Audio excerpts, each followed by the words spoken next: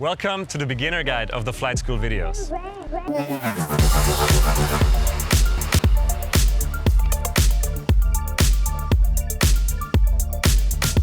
First of all, in my opinion, the most dangerous time of foiling is when you have to carry your gear into the water.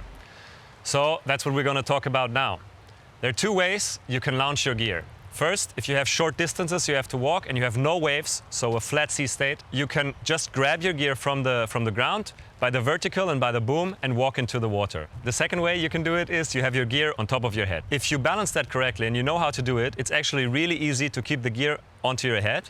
And the positive thing is you can walk longer distances and you can go even through a moderate amount of shore break into the water to enjoy the conditions when they're heavy. So now for the first option you can carry your gear. It's the one where you grab the vertical and the boom. Okay, so you have the gear here. The wind's offshore, about 45 degrees to the nose of the board. And what you do, you just go in here, grab the boom, grab the board, put it on top of your leg, and now use the leverage of your mast to lift the nose of the board. That way you will have the wind helping you carry the equipment. And then when you want to get going, you just lift it higher, keep it against your hip, take the boom here, keep it always in the wind so it gets light. This way it gets light and then you just keep walking. When you want to put it down, you just slightly turn off the angle of the wind, put the nose down, put the board down into the water and off you go. Just be careful here that you always use the rotation of the sail to your advantage. The cambers must be downward, not facing upward. So now for the second option, it's to carry the gear on top of your head. It may seem difficult and it may seem hard, but it's not actually about power. It's just about technique.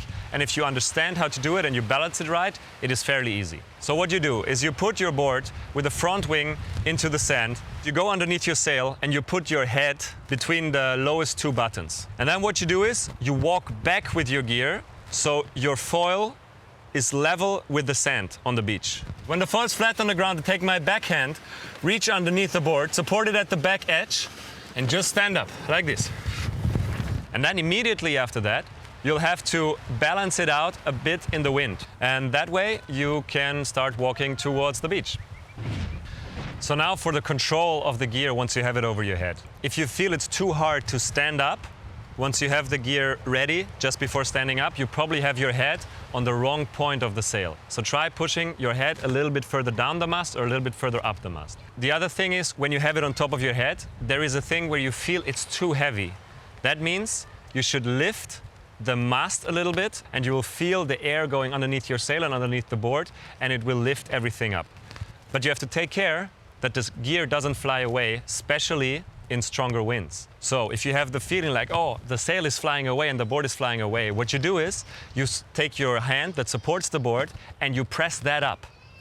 In essence, that brings the nose of the board down, especially when you grab the mast at the same time and pull that down a bit. This way you'll get the nose down and the wind will come more from on top to the equipment and keep it on your head. So once you go into the water with the gear over your head and you face the shore break, it is sometimes essential that you gain a little bit of height of the gear so the waves don't catch the gear. How you do that is you can actually extend your arms with the gear on top of it.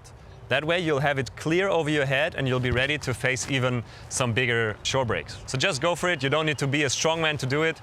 You can do it as well. So now let's get on with your first flight. One thing I want to tell you, don't be scared about the wings in the water. As long as you hold on to your boom, nothing's going to happen and you'll not touch the wings. That's what I hear a lot when talking to people that are just in front of their first flight. They always say, no, the wings are underneath and that scares me. Don't be scared. As long as you hold on to your boom, and every windsurfer holds on to his boom, you'll not touch the wings.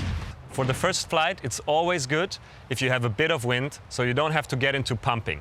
You need to be powered up. Take a smaller sail and take a day with wind. That's important. So what you do is you just sheet in, get power in the board, and get as early as possible in the front foot strap.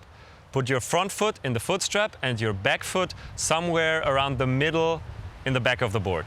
And then you just get the board planing. You just like a normal windsurf board, just plane the board.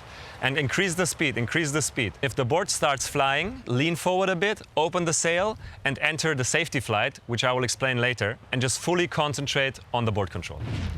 So now let's talk about the safety flight. For me, that's the most important technique when it comes to foiling. It will help you weather strong gusts.